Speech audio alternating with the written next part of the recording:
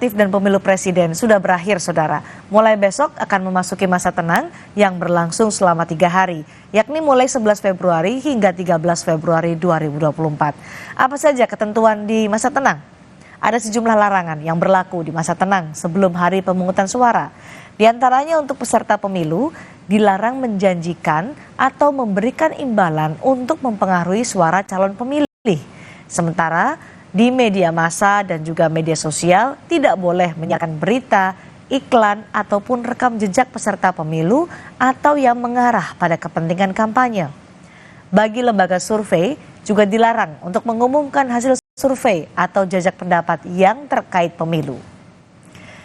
Bagi pelanggaran di masa tenang, ada sejumlah ancaman sanksi di Undang-Undang Pemilu. Pihak yang berkampanye atau melakukan politik uang terancam pidana 4 tahun penjara. Ada pula ancaman 1 tahun penjara bagi yang melanggar aturan masa tenang di media massa dan 1 tahun penjara untuk lembaga survei yang mempublikasikan hasil survei.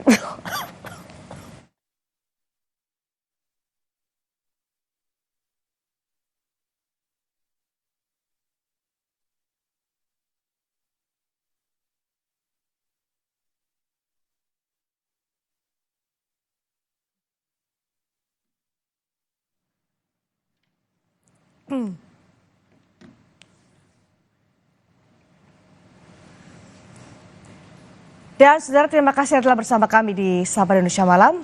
Kami tutup sampai di sini. Sampai jumpa.